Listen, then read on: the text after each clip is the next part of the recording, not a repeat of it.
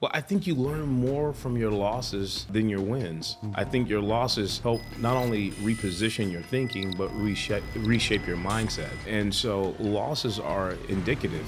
You can't talk about success without talking about failure. And failure, if not learned appropriately, then what will end up happening is that you will find yourself going down this improbable journey. And then, we've seen so many people so talented, so smart, but they can just never launch and get it off the ground. Right.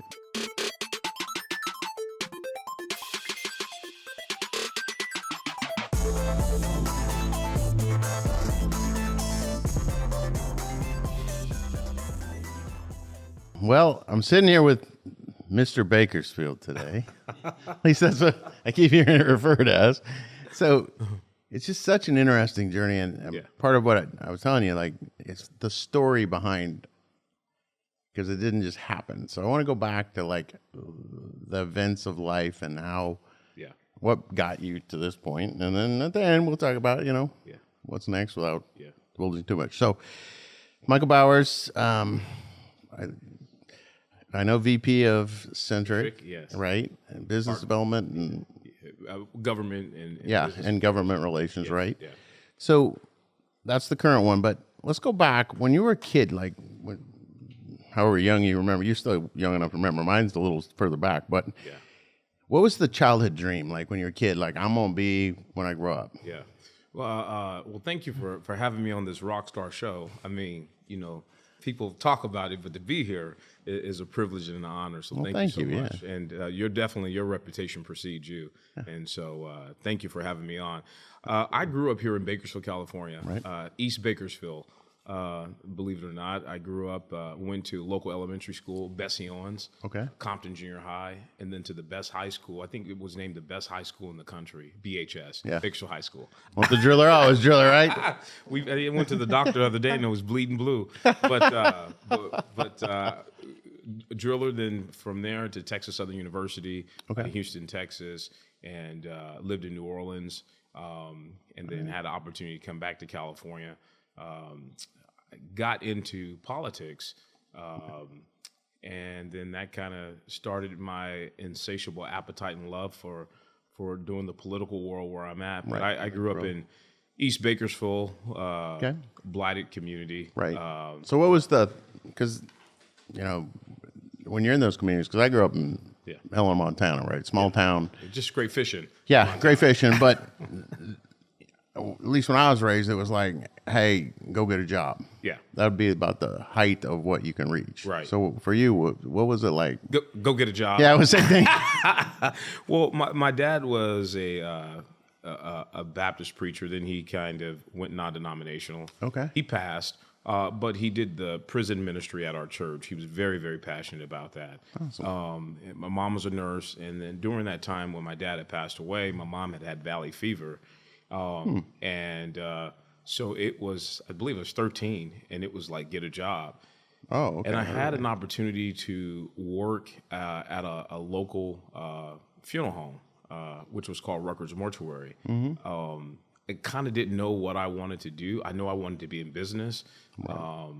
Didn't know that I would develop an insatiable appetite for politics. Right. But working at that funeral home definitely gave me the business acumen and helped really kind of shape me. So that was one of those early pivot points where you're like, oh, wait, there's something. Very early pivot points. I always say, a lot of kids can go a lot of different directions. Mm-hmm. And as a kid, I got to see Morgan Clayton, who grew up in the same community that I did. Right. Often say, it's tough. You can't be what you don't see. And a lot of times people are often expected to play a role that they never get to see people play. Right. I was fortunate to get to, at 13, work in a funeral home with, business people who had gone to some of the best schools, who really kind of helped develop me.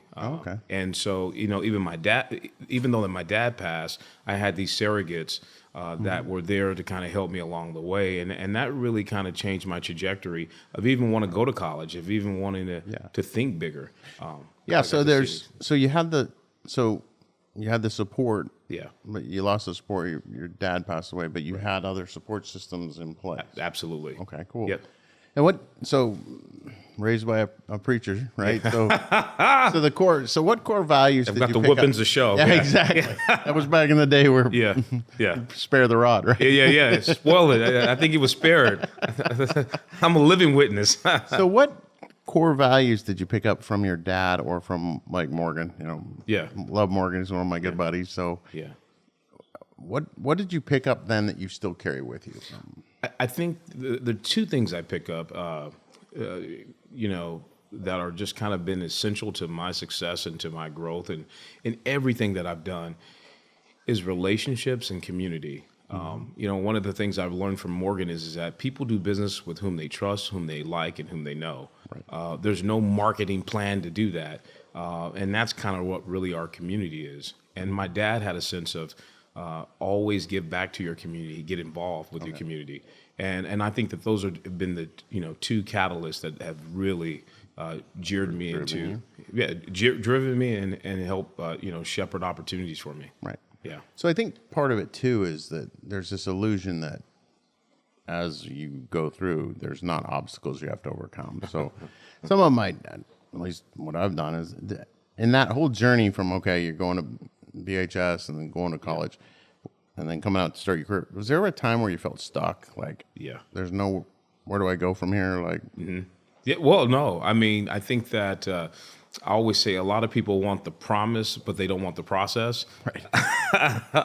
And the process, sometimes we can be enamored with the destination, right? Where we see ourselves, making $100 million. But we can see ourselves loving the destination, but hating the journey. Right. How do you get there? Yeah. But the journey is so important because the journey is a opportunity to teach you, to strengthen you.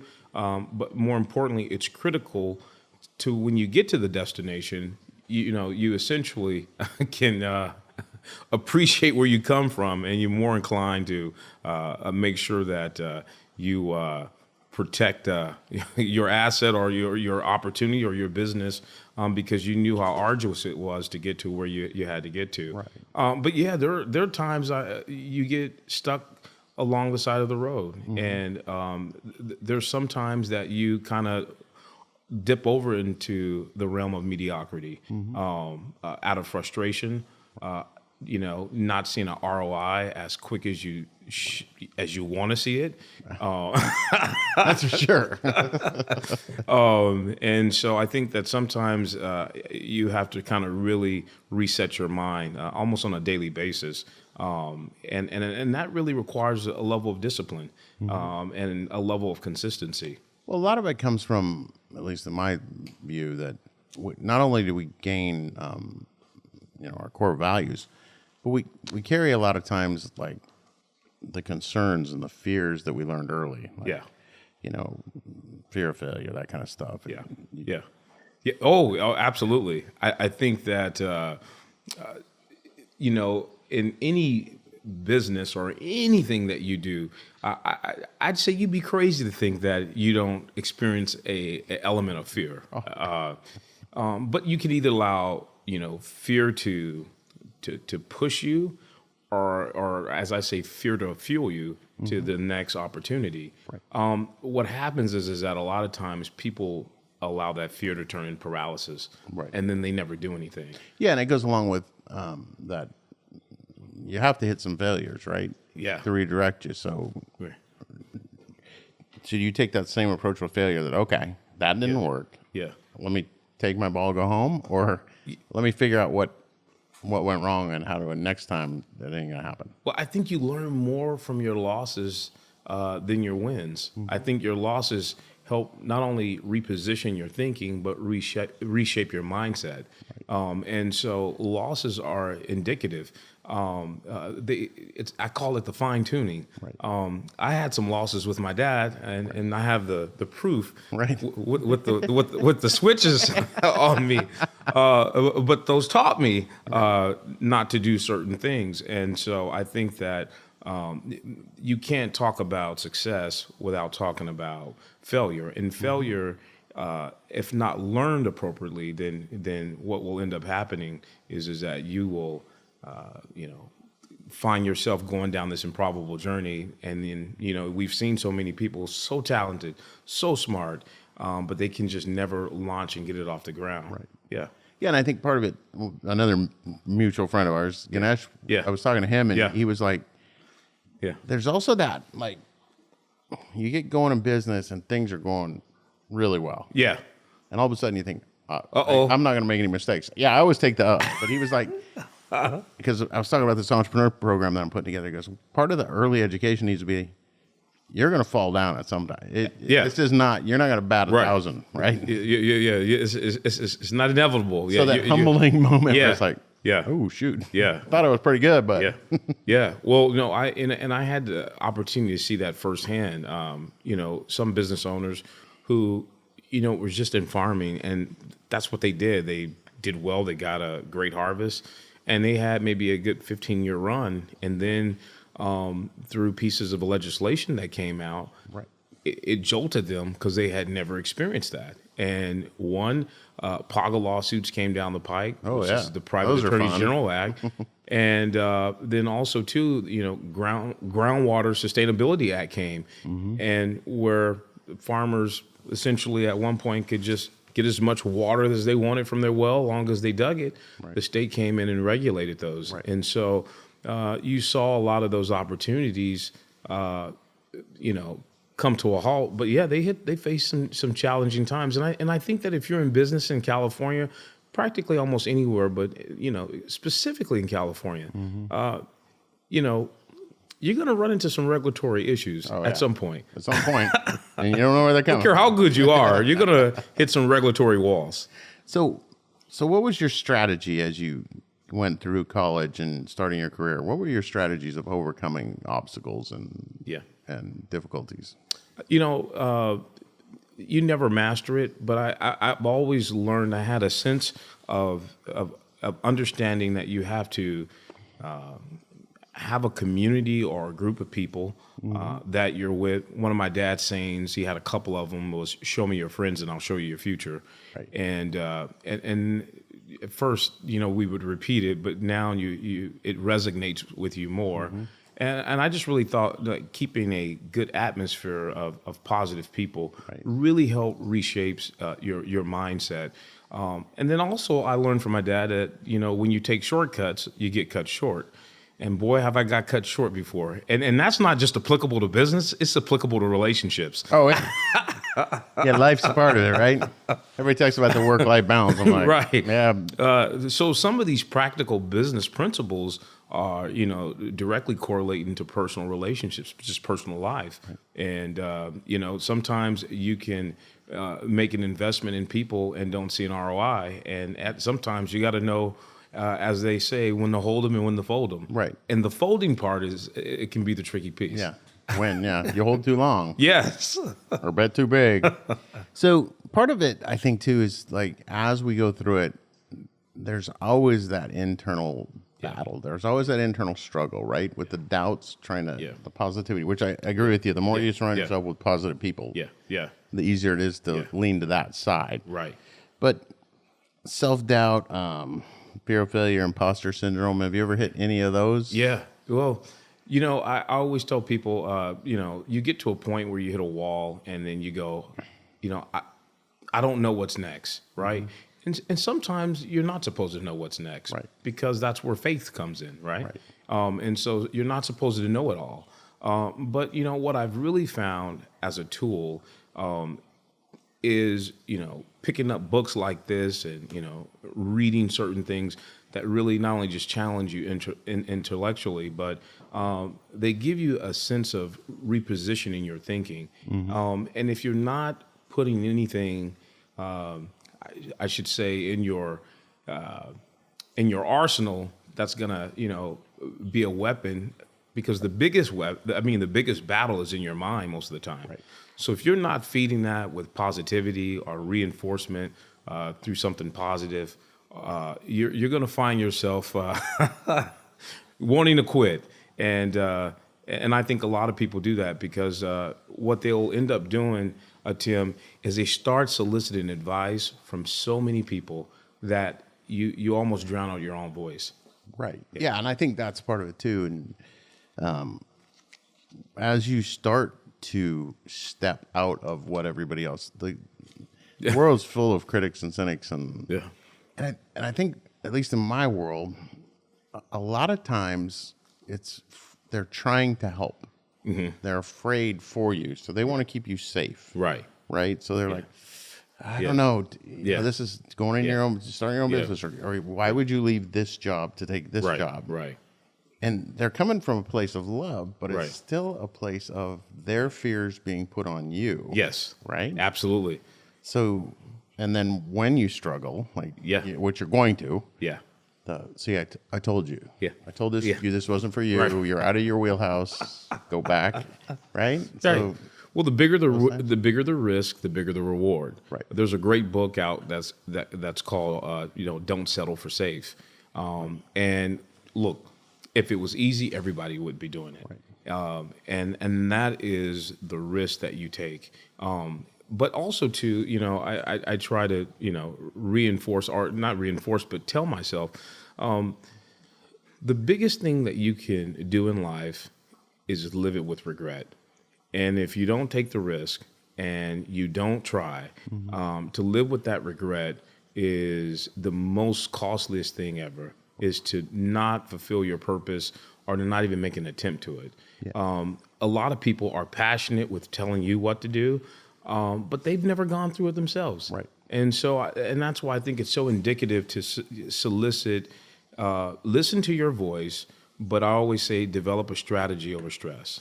Come up with a strategy. Right. And sometimes reading or getting connected with the right business groups, right entrepreneurial groups can help you refocus your purpose. I'm not going to go ask my cousin, Daryl, about, how to run a psychiatric wellness.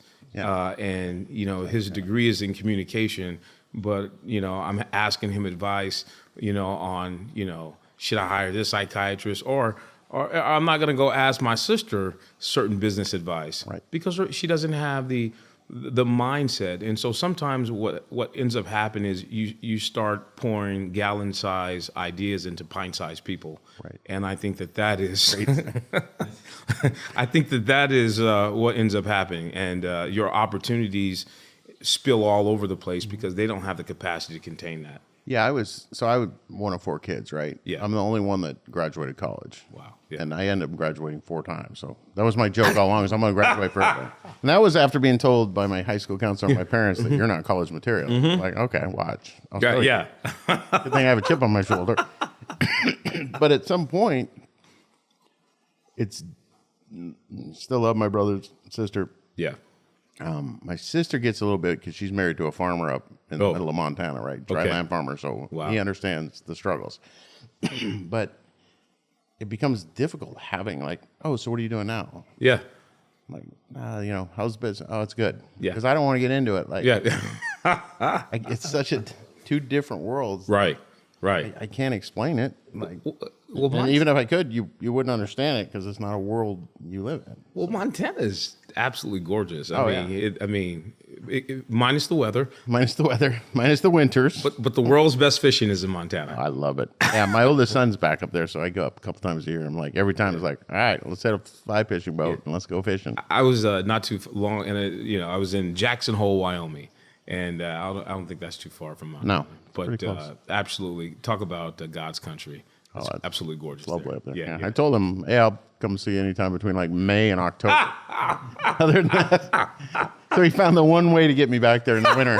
He had my granddaughter. So wow, that's rude, man. Oh wow, don't do that. Don't do that. Yeah, wow, I love it, Montana. So when in your high school into college? Yeah. When was it? I'm going to carve my own path, because you've carved your own path, right?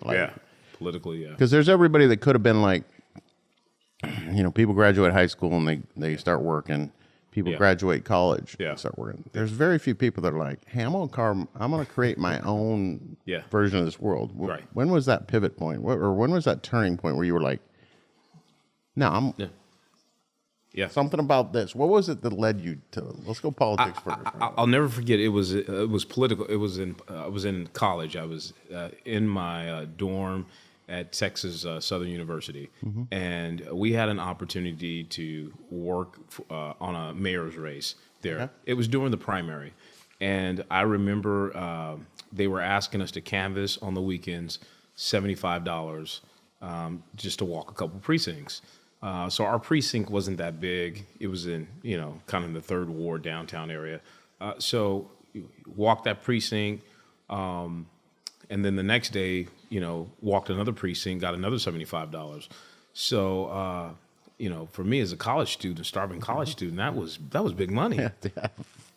But we won the primary, and then. So I say money got me into politics. I'm just kidding.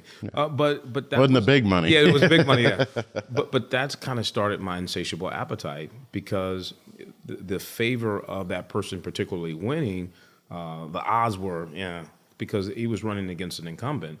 And once we won that primary, they asked me to come back as a precinct captain, and that was $268. So I moved up as a precinct captain. And I took it very serious, and I saw a pivotal point, and I said, we could actually win this race. And so, my passion and zeal for politics kind of was birthed at that moment. And we went on, and we won the race. Oh, okay. And so we won that, and then I got a chance to intern in the mayor of Houston's office, and it opened me up to a whole different world of just politics. Right. And people always, talk about, I really don't talk about politics. I stay away from politics. Politics is in everything that you do. Everything. Yeah. And so either you learn how to play the game to win or you play to play. And then I had the opportunity to come back to California. I worked on Meg Whitman. She was a gubernatorial candidate. Founder of eBay. Right. Billionaire. And that was eye-opening. To see that. And then you may know a gentleman by the name of David Valadao. Mm-hmm. He was in the assembly around 2000. Right. I had the opportunity to work on his assembly seat. Right. They have this thing every 10 years that they redraw districts. They redrew his district, which made the 21st Congressional District. And so Costa went up further north, and so you had a vacant seat. Mm-hmm. Congressman Valadao declared that he was going to run. And he did, and he won. And so he went to Congress, and so I went to Congress. And so to have the opportunity to work in Congress, right. To work on key issues, but you got a chance to deal directly with healthcare. I worked on healthcare, but more importantly, some of the complex issues with respect to our energy and our ag here. And so. That was kind of a pivotal point for me. And then I said, look, let me carve my way because there's nobody that, that looks like me that I can look at it as an example because I think that I was probably the youngest who in the Central Valley who's worked for, the assembly, worked for Congress, worked for a gubernatorial candidate, and then went on to work for a senator. Right. And so my political pedigree, I'm like, I think I'm a trailblazer. Absolutely. That had to be, so just the difference of working in the mayor's office. Yeah. Then all of a sudden, okay, now I'm trying to help a gubernatorial candidate. And all of a sudden, now I'm in D.C. Yeah. That must have been just like drinking from a fire hose, right? Oh, yeah. I mean, people from Princeton and Yale and Harvard are lined up just to be interns in Congress. Right. But I'm working in Congress. I remember we were all in D.C. and we went and got our badges. I still have our photo that we took with David on his freshman year. And we were all at the Capitol with our Capitol staff. And it's changed. Everybody's gone into other different roles. But I'll never forget that. That was a eye-opening experience to be able to be a part of the most exclusive club in the country, 435 members. Yeah, and the work that they have done across the country. Most exclusive club in the country, yeah.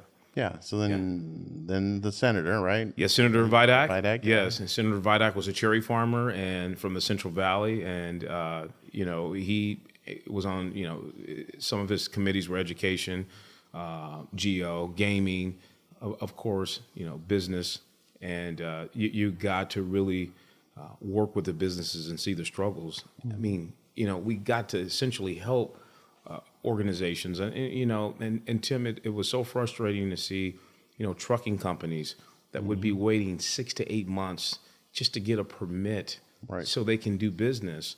And we got an opportunity to cut that red tape. And these guys were waiting 6 and 8 months, and they had no clarity. And we got to walk in and mitigate bureaucracy and cut the red tape. And to me, that was rewarding within itself. Yeah, I didn't realize it even till I don't know how many years ago, but I became a physical therapist, became a business owner, was busy doing all that, running Terrio therapy, getting it growing. Yeah. Kept getting all these things about, the physical therapy political action committee. Yeah. And I was like, whatever, man, I don't have time. And then I don't remember how many years ago I was asked to be on the state's PT PAC. Yeah. And it was an eye opener for me. And the statement that scared me most was, So you were one of those special interest groups. I'm just kidding. I was up there. I was one of the 15-minute visits that showed up. 15-minute visits. Yeah. You got 15. You got 15.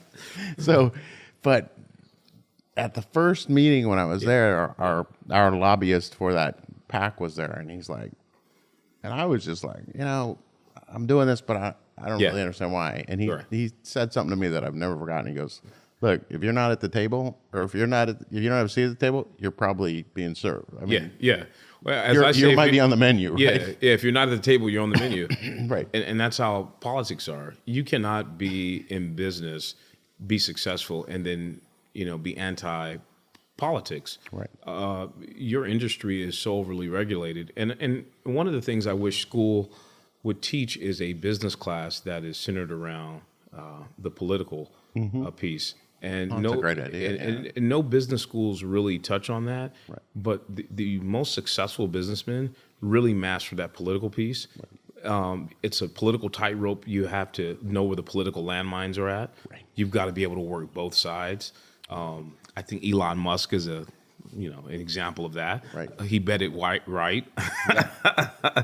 But government can either hinder you more than just employees. Well, when you're talking about like your circle of friends, right? Like Yeah. 20 years ago, I got invited to be part of YPO, Young Presidents. Oh, yes. And so all of a sudden, my circle of friends was like, I'm talking to people that do own private jets. And Yeah, do right. Play big games. Flying out of Epic. Yeah. So it was just like, wow. Yeah, yeah. And that was, for my physical therapy, I always say that was the big pivot, was after learning from them, I went back to and I said, look, I'm no longer interested in running a physical therapy company. Yeah. I want to run a great company that does physical therapy. Yeah. So I'm not paying attention to what they're teaching. I'm paying attention to business. Right. And successful businessmen and women to be like, all right, what do you do and how do I apply that to my world? Right. And I think that was the big shift for me. Yeah. But all these years, like talking to those guys, that's when I was like, wow. Yeah. Because Yeah. you're some industries, you're one word away from being extinct. Yeah. Like, the government all of a sudden I think you're one bill now away. Exactly. It's just like, Yeah. all they have to do is change Just one piece of language. I know the one that always rings in my mind is Sacco, right? Yeah. Oh, yeah. John. In the recycling industry, but Right. they live in morbid fear of that. Right. The government changes it to waste, and all of a sudden it's no longer recyclable. Yeah, exactly. Yeah. And to educate, and that's why you have to be up there educating. Like, look, Right.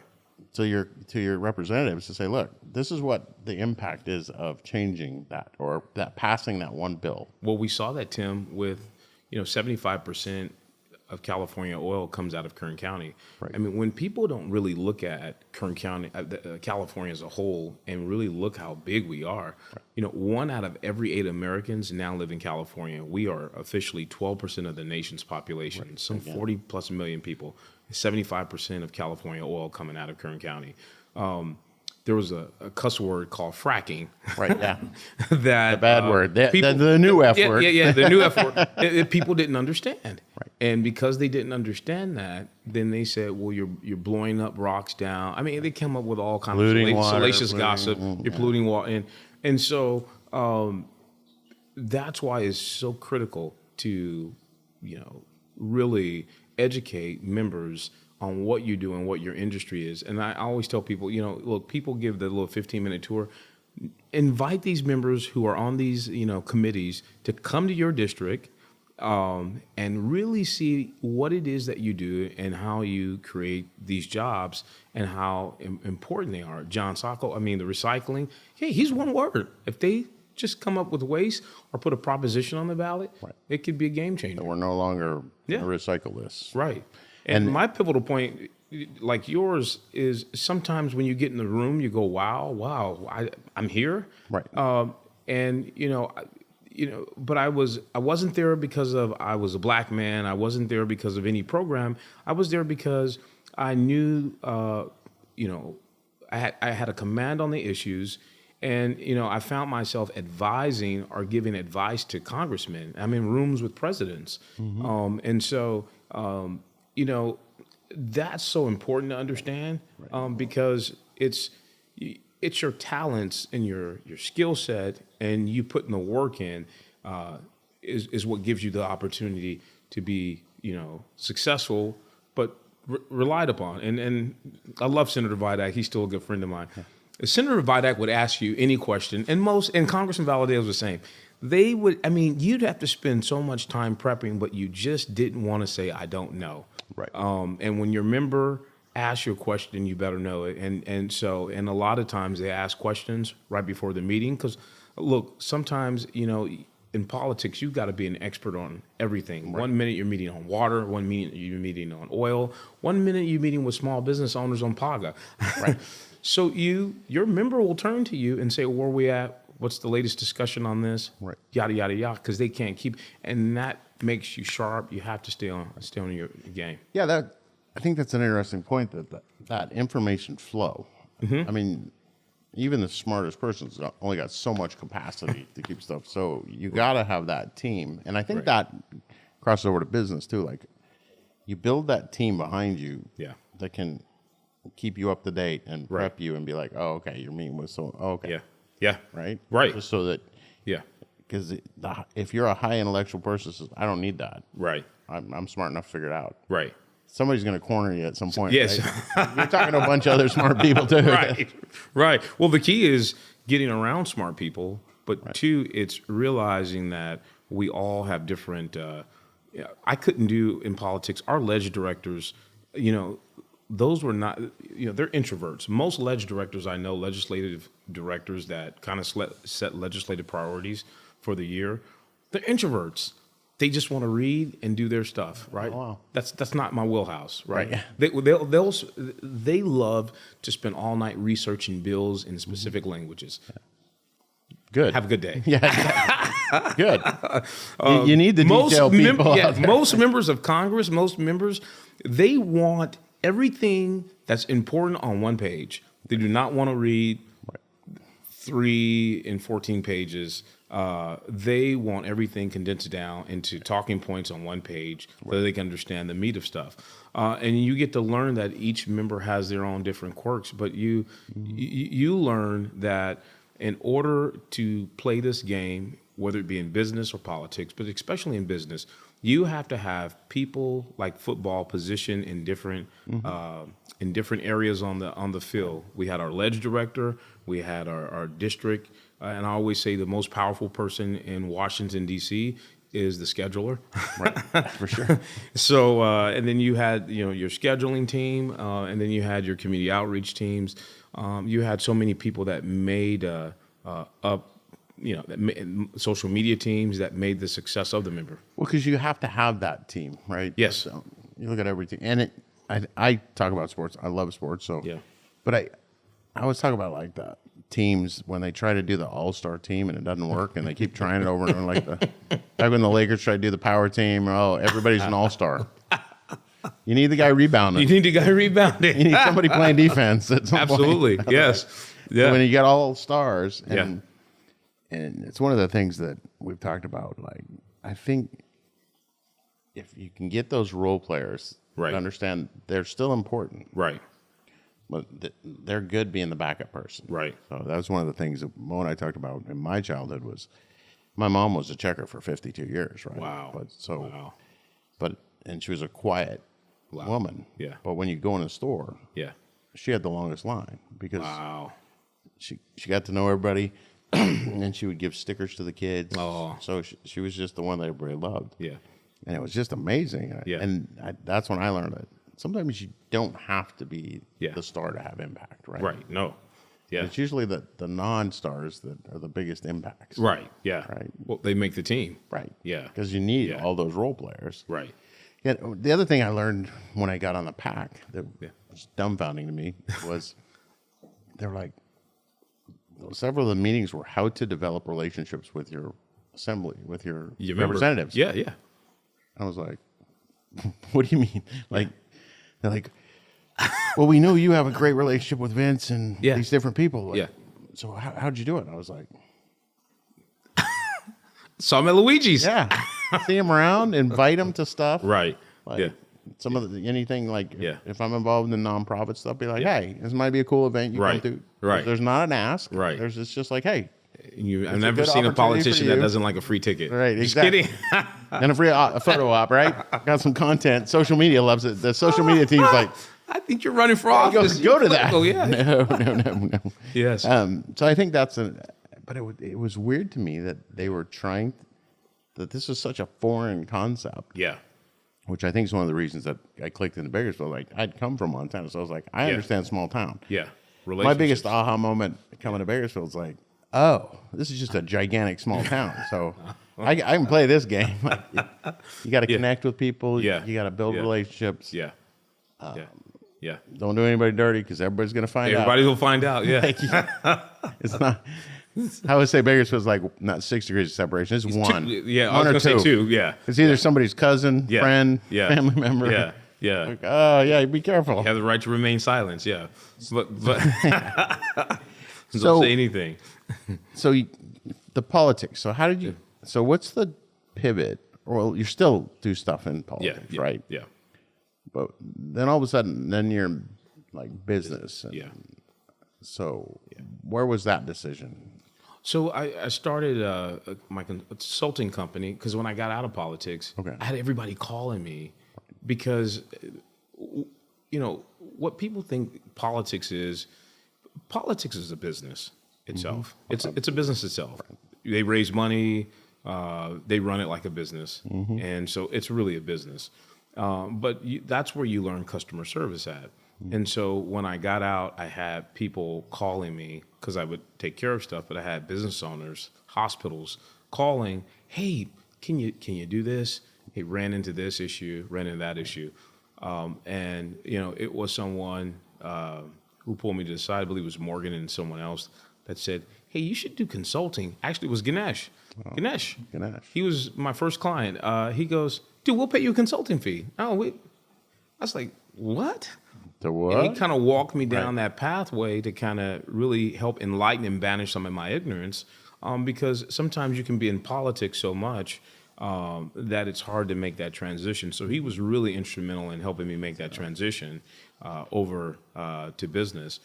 And That's an interesting point, though, because I think I try to tell it to my business friends and even my therapist that the longer you're in something, yeah, you start to build these little algorithms in Yeah. your head. Like, I know the quicker way to get to the answer, right? Because I've done it. yes. But then you kind of forget that not everybody else knows that. right, yeah, And then when somebody values that, you're like, right, what do you mean that's easy? yeah, yeah.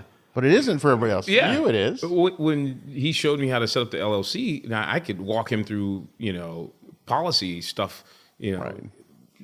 all day, and he'll be like, dude, this is a whole nother world. Right. But when he showed me how to structure a business and put that in place, Oh, okay. and then I said, I can be profitable. I can get paid for my advice. Yeah. And then I went on to be on the planning commission for the city of Bakersfield. I'm on the county commission for civil service, but through the planning commission, zoning, permit issues, and when I later left the planning commission and when I moved in the county, I had a lot of business people that called on specific issues that they were. Right. I mean, these are big people Right. that were trying to move things through the city. Now they could have went to. There's a ton of great consultants in town. Right. But relationships are important. I've seen people. I always say you can have a 10-cent idea and make $1 million, or you can have $1 million idea and make 10 cents. Right. And it all comes down to just relationships. Yeah. And so, several big business folks said, "Hey, I saw you on Facebook with such and such. I have an issue. Can you kind of help me? Can I engage you in consulting?" And so that kind of really opened it up. And Ganesh was really instrumental in helping me structure the business mindset because I had a political mindset. Right. But politics is not necessarily, understanding business 100%. And I think coupling those two, which if it was in like an MBA program would have been great, but coupling those two really helps you kind of really navigate. Yeah, but I think part of it is like, at least, having hired MBAs, is like the difference between theory and applied knowledge. Yeah. Right? There's plenty of people to tell you. Yeah. There's plenty of business books written by professors who've never run a business on how to do it. Right. And plenty of people who wrote political books who've never run a campaign before. Right. Who've never worked on a campaign before. It's different. Yeah. I have worked in some of the most targeted races in the entire country. Valadeo's seat is the number one targeted seat in the nation. Vidac's seat is the number one targeted seat in the state. I mean, you're getting hit from all sides, and there's no political fight when you decide to get in a congressional political fight, which is going to tilt the balance of power, which comes down. So if you looked at, how important Valadeo's seat was, it was one of those seats that they had to pick up to tilt the balance of power in the House of Representatives. And that seat is a D+16, means that Dems have a 16-point registration advantage. That it's almost, when Kevin's district is like a D17, D16, D17, that means that Republicans have, it's an R17, meaning Republicans have about a 17-point advantage. Very conservative. Valadeo and Vidac were winning in blue districts. Right. And I call a lot of those districts, they're Democrat on paper, but they're really Valleycrats. They vote with their pocketbook. Right. And so to see Valadeo to be successful, but you saw the ads when I was working with David Valadeo. That was an $8 million seat. That seat is now $30 million. Jeez. The reason why that seat is $30 million because it's the tilt of the balance of power. Right. Yeah. Yeah. And how the money seats follows that, right? Right. And these seats are within. He did very well, but if you look at how narrow it has gotten to win the House, it's come within 3 to 4, 5 seats. Right. And so, so Valadeo, seat is critical to keeping a Speaker McCarthy or a Speaker Johnson in power. Right. And I think that's part of, because you'll hear people that are, especially with all the divisiveness and stuff, but, I don't vote because of whatever. It's like, it doesn't matter, like, how your representative is one of 435, right? Right. Your senator is one of 100. Right. So that's a lot of power. That's a lot of power. So you can't. Or 100 plus million people, yeah. Right. Yeah. So understand that it does matter to be involved. Right. And well, when people say they vote don't count, look at Shepard and Hurtado, Senate seat. That seat was won, a state Senate seat was won the last cycle by 12 votes, right? Yeah, that's correct. We are looking at, post-election, we just got an update yesterday. There is a local supervisor seat that is within 20 votes. Right. 20 votes. And at one time it was like 4. Right? Yeah, it was a 4, yeah. But now it's within 20 votes now. Yeah. So to say that my vote doesn't count, that's just noise. Yeah. Political noise. And it's if you're not, right? Yeah. If you're not involved, then you can't, at least that's my take. Then don't complain. Like, you do what you can do, and if it doesn't go your way, don't complain, vote. Right. But yeah, or a lot of people really just don't really understand politics. They always say, my vote doesn't really matter, and I always say, look at Al Gore and Bush. 500 votes separate them. Nationally. 500. It counts for something. It counts for something. If those 500 people been like, oh shoot, dang it, Yeah. you can't go back now. Yeah, It's too late. But sometimes the political lens is almost translates into the business lens. Right. You know, what you're doing counts for something, even though you can't see it. Right. It does count for something. Yeah, and I think so. Okay, so you got the political stuff. You got into doing your own business stuff. I don't think I can count the number of boards Yeah. you've been on, and so is that back to being a kid and like, hey, get back to the community, like Right. So the boards I joined were to raise money. And a lot of them I did serve my time, like the Housing Authority, we helped build that up, raise money. The ADAKC helped get $1 million for that. We built that new building, and I moved on. Right. So I don't sit on boards for forever. I try to move on and spread. I've been really blessed. Politics will teach you how to raise money quick. which is an art. It's an art. A lot of people come and like, Yeah. oh, I don't know. Kevin has the art for it. Oh, Yeah. Kevin. I mean, he could have you write your last check. Yeah, exactly. We'll get more gas back to you, but no, it's an art. And One more story about frog, whatever. yeah, right. but you know, but when you talk about politics here in Kern County, Kern County is the number one powerful place for local politicians. I mean, the power that has come out of Kern County. Bill Thomas, House Ways and Means. That means he set the tax code for the nation. Right. That's here, the former Speaker of the House. Kevin. And I'm sure Vince will be on a committee. But, so I pivot to that. And, now, I'm in business. And I had an opportunity. Oh, back to my boards. And then I sit on Kern Health Systems board. Which is about 411,000 lives we have. We're about now at $2.3 billion in managed healthcare plan. That's just exploded, right? Yes. And, so you learn a lot of stuff with what is going on with the state. Kern Health is a business. But, we do get clawbacks from the state. I mean, we just got one, $250 million. It's up for public consumption. But we hit our heads. As we are, one of the largest Medi-Cal managers. And now that's changing because we go into dual enrollments. We'll be doing Medi-Cal and Medicare. So everything is forever changing. And I think a lot of times in business, if you were doing something 5 years ago and you haven't changed, and I see it so much with just private practice doctors. Almost private practice doctors don't even exist anymore. And if you are existing, you're hemorrhaging, you're hanging on by a thread because policies that have been put in place, just look at the minimum wage piece. Right. I mean, there's no way that you can manage being a doctor a decade ago and not be a part of a group.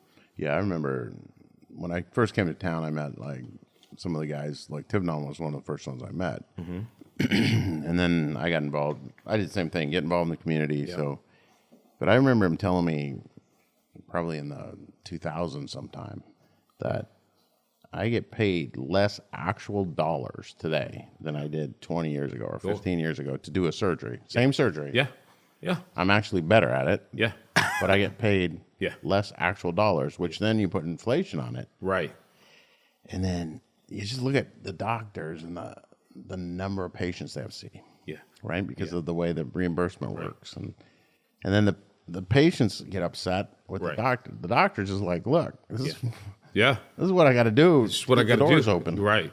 But if you've noticed, the most successful doctors in our community had to pivot and they had to become a group at some point. If they would have stayed as standalone, they would have been alone. Right. And a lot of these successful doctors that you do see are all a part of a group. Dr. Bombi's with a group, Centric group. You've got a Venice group of doctors, Dr. Ravi Patel, CBCC. So there's a group because now you have to share a lot of that risk. Right. And so it's changed over the last decade. Yeah.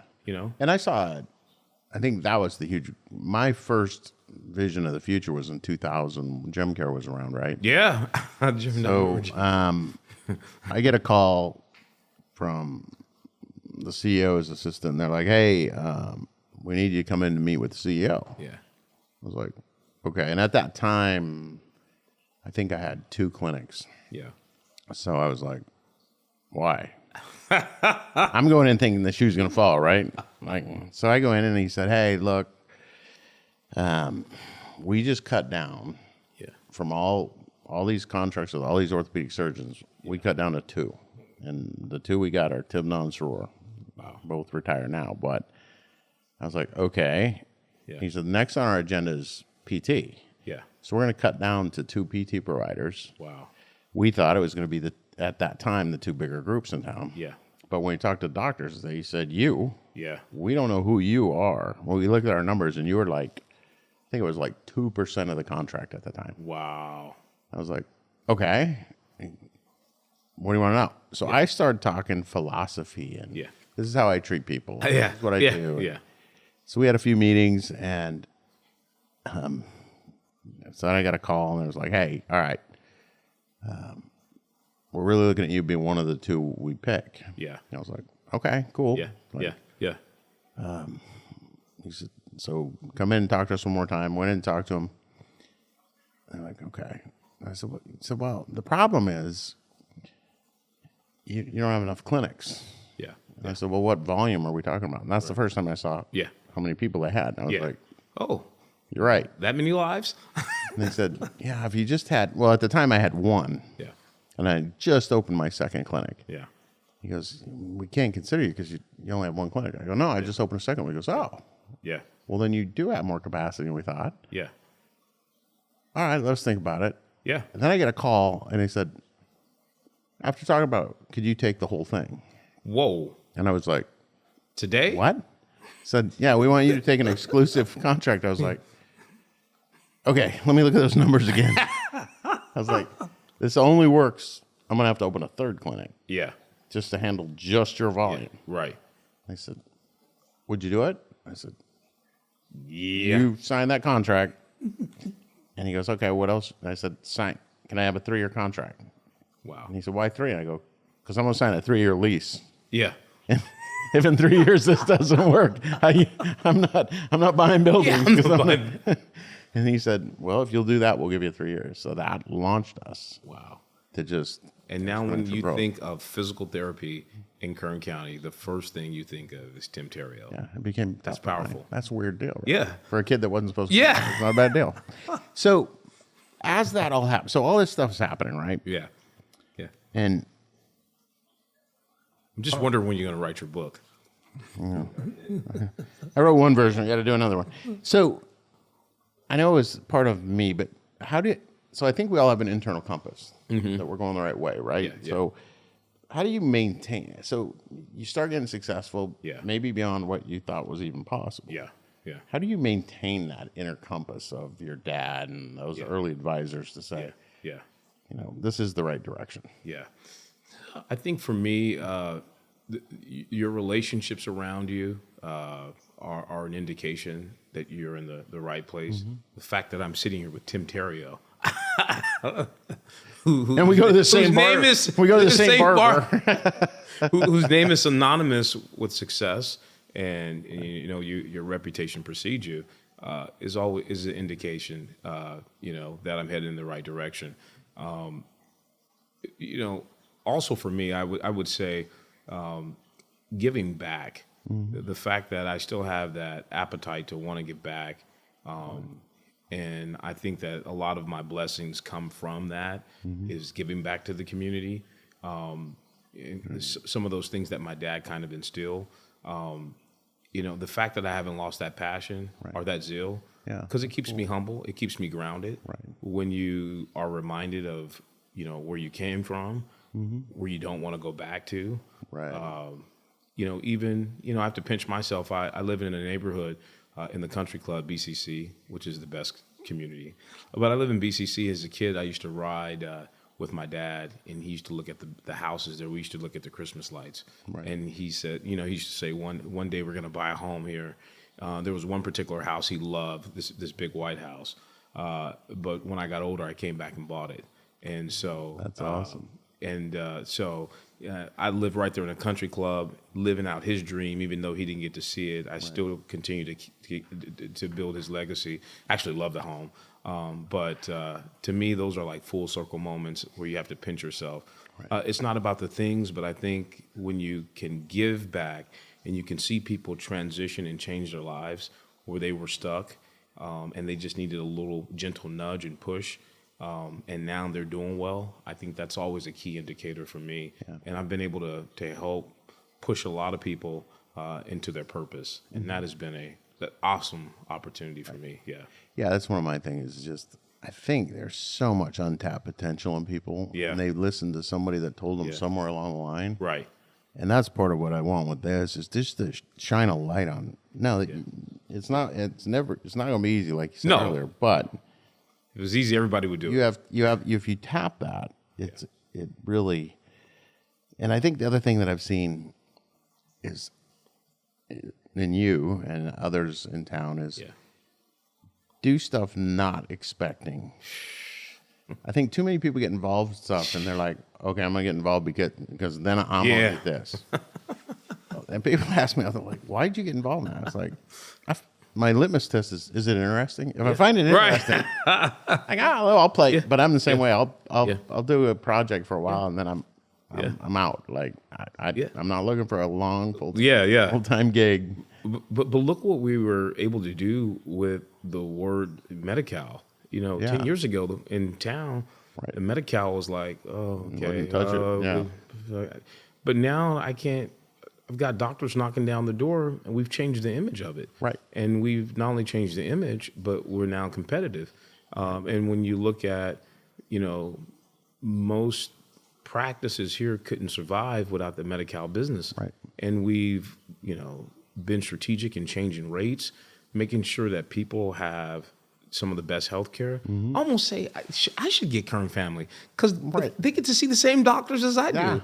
We always have a running joke, but we've changed that, and now I think people have better outcomes to the point of even for Terrio therapy, where we're changing our strategy. Yeah. Like before, it'd be like everybody made the same. So old story, but when I went in 1998, I was going to open my practice. Yeah. And I was like, all right, let's take a look at. So I old school, got a big paper map. Yeah. Put all the therapy clinics. Yeah. And when I looked at it, 80% of them were in a 1 mile circle downtown. Wow.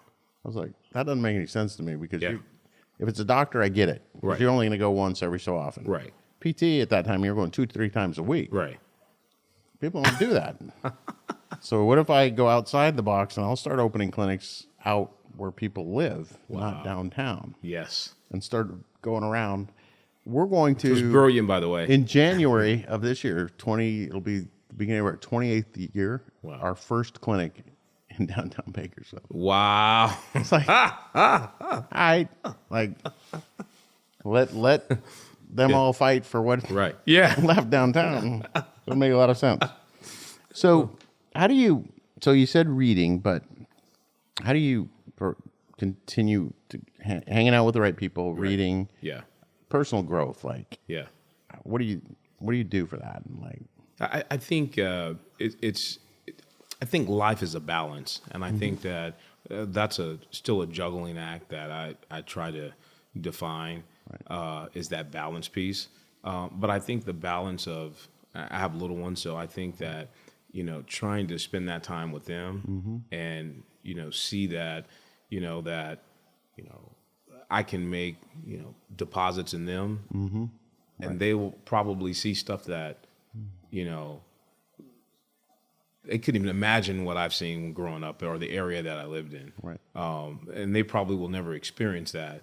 Right. And I think it's a balance of striking that balance with business, striking that balance with community stuff, striking that balance with family. Because if you give too much in one, quite a bit of it can fail. Yeah. I'm a living witness. Yeah.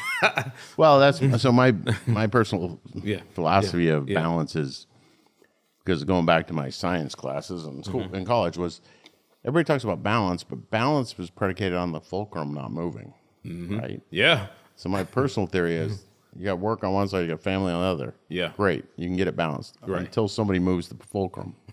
So whether it's business pressure or family pressure, Right. the fulcrum's never still. So balancing it is impossible. Right. Right. That's a good point. Absolutely. So you got to be like, okay, yeah.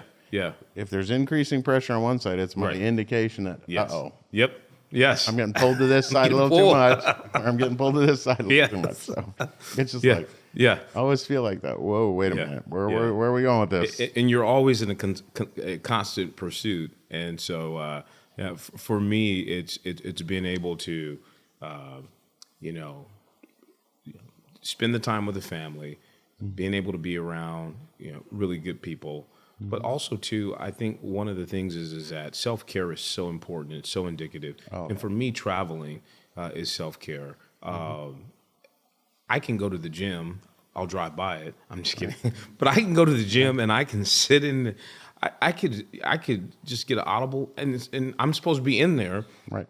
And I'll spend like 45 minutes just, listening to a book or going over something. And so I think a large part of success is carving some time out for you, being intentional about having an hour to you every day. I think that if you can't manage to implement that, I think that it will. You will, and I've seen so many good people that they run out of steam. Right. Then they start taking shortcuts, and when you take shortcuts, you get cut short. Right. But they start taking shortcuts because they've run out of steam, or they just don't have the passion. Yeah, I think it's because back when Terrio was growing like crazy, I would go home at night because I was the same way. I was like, look, I'm gonna be at my kids. I'm gonna coach my kids' sports. I'm gonna be at their stuff. So that piled on top of trying to grow business. Yeah. I'd get home at night, and I wasn't physically tired. Yeah. My energy was drained. Right. So if you don't, so I think it's more about energy. Like if you're not refilling your energy, whatever that is for you, if it's nature or learning or embracing that, sitting in the steam room at the you club. you just go. I'd hit the couch and just be like, mentally and physically, there's nothing left. There's no energy left. Right. Yeah. And then try to give that last little bit away before the kids went to bed, and then just be like, great, I got to do this again tomorrow. But I think that's the key is that balance and really being intentional about having some time for you, even if it's 30 minutes to an hour. It's a game changer. It is. Because it refocuses you and it makes you prioritize what's important for the day. Yeah, and I think, knowing what you and Ganesh have done, and especially Ganesh, but I think that pandemic, out of anything, gave us more focus on mental health, and it made it okay to talk about. Absolutely. Yeah. Where before it was always, especially guys, right? Yeah. I'm not allowed to say that I'm hurting, or I'm not allowed to talk about the thoughts in my head because that shows weakness. Right. And you get that counter of, so you got somewhere between male toxicity and male fragility. Yeah. And we're supposed to stay in this little bubble somewhere. But I think, and I know we haven't talked to Ganesh, the explosion of mental health services. Yeah. Well, I think mental health is just as important as physical health. Oh, absolutely. But mental health, you can lose your business because of the mental health, the stress, the anxiety, the depression, and all of those things. And really, you see more business owners coming to therapy. You see more business owners, saying, "Look, it's been a tough year for me." And that's the thing with the business. You have to be willing to ride through the seasons. There are good seasons. Right. There are exceptional seasons. And there are oh, hell, what's going on seasons. Hang on. And you got to be able to ride those seasons. But in that, you go through valleys and peaks, which if your mental health or if your mental faculties are not together, all of it, your family, everything can ride on it. And I see so many pop under pressure. Right. And mental health under COVID really highlighted, how many people were, just, we couldn't go to Luigi's. Well, actually I could, but it really highlighted the need for mental health. And now, if you've noticed, the mental health is not taboo. No. People talk about it now. And all the way up to even faith groups are embracing it. Professional athletes finally talking about the pressures. Yeah. And that if I mentally, Yeah. my son-in-law is an example, right? Yeah. Had a great year, then all of a sudden had the worst year of his career. Right.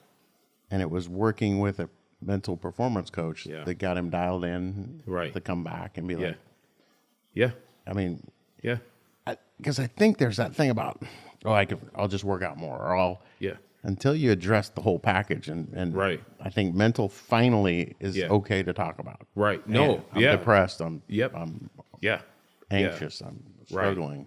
You know, it not only lets you get under the hood in life to really find out, okay, I need to tune up in here, but it really gives you an avenue to really get rid of some of the trauma. And we all have experienced some trauma in some way, and we've masked it. And I always say, you know, trauma isn't your fault, but healing is your responsibility. Right. Yeah, I love that quote. Right. And so I think that it's really important to really address those traumas, and that is just, you know, I have these patterns and behaviors, and I just keep getting stuck in this particular. I can't get past this, and a lot of times it's a mental. Well, that was Einstein's definition, right? Doing the same thing over and over, expecting a separate result. That's insanity. And sometimes we don't realize we're doing the same thing over and over. Yeah, it didn't work, but I'm going to try it again. Right. Yeah. So I mean, but mental health. We see it in our law enforcement. We just saw an officer take his life in the squad car. Right. Military. The veterans coming out. Right. And not, we've seen actors. I mean, the best job in the world, Anthony Bourdain had. Right. He got to go around and world, but he took his life. Food. Right. He took his life. How bad can life be? Yeah. I mean, but it goes to show that there's an underlying trauma. There's underlying things that have never been taken care of. Oh, yeah. And they haven't been looked at. Well, when you go to the doctor, they ask you your pain level from a 1 to 10. Right. You can always say I'm a 6 or 7, even probably when they go to physical therapy. But no one ever stops and asks you mentally where you're at. Right. Are you a 1 to a 10? Right. And so I think you're starting to see that now. Yeah, that's crazy. Yeah. So we talked about, you know, living a life that's crazy. So how has your definition of success changed? Yeah. What do you look at now as success? So success is not, well, money's a byproduct of it to a degree. Right. Success is relationships. Mm-hmm. There's so much collateral. I mean, there is so much wealth in relationships. Mm-hmm. Good relationships, man, they can make you live, 20 years past where you were supposed to be. They can push you in the direction to go to your highest heights.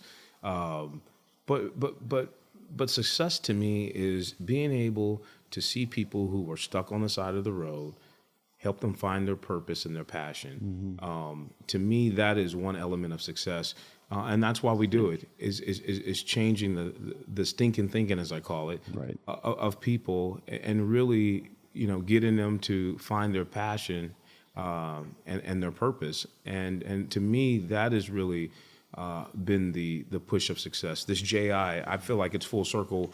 My dad did the prison ministry, and I'm doing JI, Justice Involved. And to see these guys come out of jail with really no direction. Right. And for so long, nobody's really dealt with the mental health piece. Mm-hmm. You're dealing with a 32-year-old man, but you have an 8-year-old boy that still has trauma that hasn't healed yet. Right. And so you're talking to the 32-year-old man, but nobody has talked to the 8-year-old boy. Right. And to really show them a pathway, a strategy over stress, to understand that your mental health is paramount to your next steps of life and success. Right. And to have the first cohort of gentlemen that we saw, they came through our expungement clinic. They got hooked up with psych services. Now they went through a 10-week cohort. Nicole Parr was putting that on with CRC. It's a part of the carbon capture. These guys have not just a job. They've got a career. They're making great money. Right. But it was a mindset. They were not ready, when we first got them to, And you always hear that, hey, when you get out of jail, we'll get you a resume. Mentally, they're not ready to do a resume or do anything. It's a process, but they put in the work. And because without that fix, you go back to what you know. Exactly. Or you try the first time and it's like, oh, they said to go here and apply, and I got turned down. Yeah. I know how to make money. I know how to go make money another way. And so it's easy. It's so easy, as I say, to be seduced back into which is comfortable and familiar. Right. And it is taking people who've never had a strategy and showing them a road plan on how to get from A to B. And I think that, to me, no one has ever really mapped stuff out for people. And that has been one of the full circle moments for me. My dad worked at our church in the prison ministry, and he could just give them the emotional piece, the spiritual piece, but to be able to connect them with full services from. Well, I think, because I've seen it in my life and my family and stuff, we just used to like to believe that if somebody accepted Christ or God in their life, that, okay, we're good. It was over it. It's we're fixed. done. No, there's a lot more steps in this. That's that's important. Yeah. But what else has to come along with actually this person becoming a viable member? Yeah. Right. And those are tools. Right. And I think that we often miss. Sometimes we can have spiritual placebos, but we forget the tools. You know, David didn't kill Goliath with prayer only, right? He used the tools. That was a slingshot.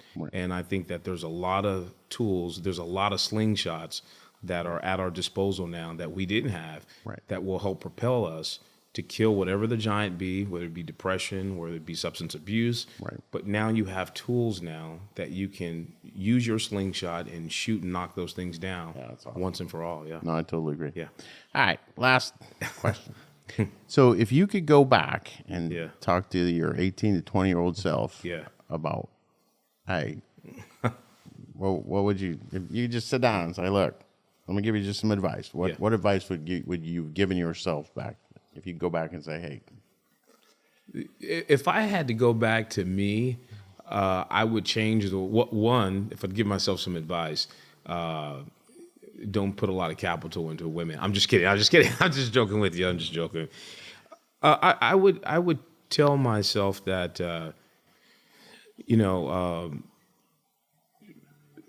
don't allow yourself to become crippled with fear. When I lost my dad, not knowing, you're just really wanting to survive. And I think that a lot of opportunities I missed because I allowed myself to get into fear base. And I would just tell myself, if I had a chance to look back, is, go for it.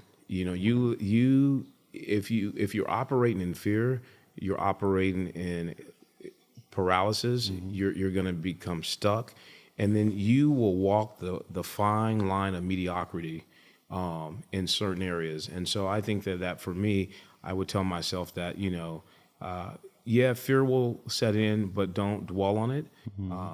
Don't let it become your appetite that you eat every day. And that would be kind of my advice, is don't allow fear to fuel you. It's a great perspective. And I think, so one of the things that I find interesting, and you're one of the people that does this, there's certain people that walk into a room and have a vibration or an energy that draws people, right? But they're very few and far between. Because, and I think you just hit on why, though. If you're in fear, you're not allowing yourself to be out there. Right? Like you're dimming the light. You're not an introvert. You're dimming the light a little bit, right? Like, I don't. Versus, and I think it's one of the cool things about a lot of my friends. Like, I think Morgan's one of those. I think Craig Harrison's one of those. Oh yeah. There's just people that. Like, there's certain people, if you go to lunch with or something. Everybody's got to come say hi. Everybody's got to come talk. That's you. That happens to me too. But it's just versus the people that. Then you start watching, and you'll see like the people that come in and people are like, oh, and turn them. away, but I think Right. it is that way. Right. Right. Like, and I think it all comes down to when you're just authentically yourself. Yeah. Right. In any situation, Yeah. every Yeah. situation I've Yeah. seen you in, Yeah. it's just you. Right. I love to laugh and have fun. Right. Yeah. And you don't have to Yeah. change. It'll be like, No. oh, Yeah. this is corporate now, right? Yeah, Oh, yeah. This is. Oh, okay. Now it's this. It's like, Yeah. and I started. When I first started, I was like, okay, Yeah. you need to be the professional now. So when you go to this, Right. you gotta. Yeah. I'm like, no, Yeah. I'm just gonna be me. And if it Yeah. rubs somebody the wrong way, Yeah. it's all right. Yeah. That's fine. But Yeah. that seems to be working the other way. too, Right. Right. People. Are No, trying- I think people like to laugh, and I think they like to have fun, and that's a part of our community. We see great business people, right? Successful business people. Brad Peters walks around and cracks jokes all day, right? Oh, yeah. And and I go to some of the ranches and I go to some of the lunches, and I think that sometimes people think that people who are successful don't have a sense of humor, Right. And they want to laugh. Yeah. They just want to have That's fun. the and furthest laugh. thing from Yeah, the that's truth. the furthest. right? Yeah, they just want to laugh and have fun. And if you can weather a Paul Sturgeon, no, I'm just- but I think people it is because, like, I know when I'm around my buddies, we're like back capping on each other, Right, yeah, making fun yeah, of each other. absolutely. Somebody Yeah. does something stupid, we're on it, like, Right. laughing and when Ganesh and I, we spend more time laughing. Yeah, And, we're not sitting, and people think because you're in business that you're talking business all day. right. Like you get up talking business. I love to have fun. And I think that that's that balance piece, but I love to have fun. And I think that that really helps you weather tough moments in business. Yeah. When you can have a sense of humor, when you can, see the other side of the coin. And it doesn't mean you're not taking it serious. No, because no. there's that. I had a patient one time years ago that because when I'm in the clinic, I'm joking around. Right. Right. All my staff know it. And Yeah. Yeah. I had this lady one time, and she was like, "You apparently aren't taking my case serious." And I was like, "Why do you say that?" And she's like, "Well, you're joking around, and you don't know how serious what I have is." I go, "Oh, I do." Yeah. Yeah. Yeah. And Yeah. but we can sit here and just Yeah. dwell on it. Yeah. Or We. if you were looking for the kind of therapy that's in a room by itself, and Yeah. they're just going to talk about your pain, Yeah. Yeah. you're at the wrong place. You're at the wrong place. I'll give you some. Yeah. I'll give you some Yeah. names. Right. That ain't me. Name one of them. No, I'm just kidding. I would, but I'm not a prosecutor. I'm not. Yeah. Come on. it's such a weird, and I think it's the same way though. And like people are, oh, you compete against these guys, so you must not. No, I don't know where the whole like Chiro PT thing came from. Yeah. That's stupid. It's almost like the. Or my other competitors. Oh, you're competitors with them, so you. Yeah. No, I'll talk to them. I call it the healthcare cartel. Yeah. Yeah. It's just like, Yeah. oh, you're not allowed to talk to them Yeah. because they're on the other side. Right. Oh. Yeah. Who would ever think like hospitals would? Would You see it with hospitals. You see it with quite a few industries. Yeah. Yeah, and I don't know what that is. I think people who can manage to navigate through that, they find success, but they find peace. Right. Because I mean, we competition is healthy. Right. But if you're focusing so much on the competition, then it's a fine line between healthy and insecure. Right. And I think that my take on it all these years has been you're giving them the power. right? absolutely, The more you focus on your competitors. yes, Oh, what are they doing? Oh, geez, Yeah. he's moving here. He's going here. yeah, yeah. Then you're paying attention to them. Right. Well, it's a lack of vision. Right. It's a lack of vision, and I think that when you are, when you're committed to your cause and you're champion what you believe in, yeah, you may have different ways on how to get there, but most importantly, if you follow, if you're so consistently ensconced in what you need to do, you just don't have time to care. Yeah. Yeah. And I think it's one And, of those. and we act like there's like only 12 patients. Right. There's tens of thousands of people. Oh, yeah, there's hundreds of thousands of people. But that if need you help. have a scarcity mentality, Right. you fall prey Right. to becoming competitive. I've often said people who compete don't complete, and so the competition piece is it's important, but that's the biggest distraction to a lot of people. I think so too. Yeah. And I think the opposite of the scarcity is having that abundance mindset that, hey, there's plenty out here. Plenty. Yeah. I can't do it all. So yeah, if you have that abundance mindset, it'll catapult you into, every aspect of our community. We're just not in Bakersfield. We have an outlying community, and we're growing so everly. Yeah. Yeah, and I think it's one of the cool parts of your story is because, like, when we originally started talking, right? You're brought up in this small environment, this small area or town. Yeah. When you start seeing the world, now you got the ability to go see the entire United States and lots of the world, right? Yeah. And I love travel too for that reason. Yeah. There's a whole world out here I never knew existed. Yeah. Right? Yeah. So I read the statistics of the number of people that have never left their hometown or their home state. Yeah. I'm just like, wow, what a small view of the world. You can't be what you don't see. Right. And I think travel is the best success. I do too. Over a Rolls Royce, over anything. I mean, I think to be you able go through that phase, to go to though, right? You want the status at some point, but there's a transition that happens above it, where it's like, hey, I'm going to Phuket next week. Yeah. To me, is a super flex. I mean, nice. or I'm going to Dubai, or I'm taking Emirates first class. So I to me, those are the super flexes to really be able to just say I can go, and I'm blessed that I can be, say I can go to any part of the world that I want to travel to. And I think that was, so I went through a divorce too. Yeah. And it was one of the things that I had to take time to redo is, what is it that I really want? Yeah. And I settled on freedom, right? Yeah. I want the freedom to do it. And so that's when I started getting out of my full-time schedule. Everybody's like, oh, are you retired? Yeah. No, I'll go in when I'm needed, but I'm going to work on other projects and bounce around. And I think that's a whole nother pathway that like you've carved out. Like, but that one people don't understand. No, they don't. No. Like, what do you mean? Yeah. Like, what are you doing? Yeah. I don't have time to. I don't have. Like, if I told you, your mind would spin for a while. So I just do a lot of different stuff. That's hilarious. I can't just tell you, like, all right, get a piece of paper out or a whiteboard. The end, you're just going to be going, how the hell do all these things go together? I don't know. In my head, it all works. Yeah. So. No, trauma triggers will, when you reset, you come out, sometimes you can come out bewildered or you can come out blessed. Right. And when you come out blessed, you just take things in a different perspective.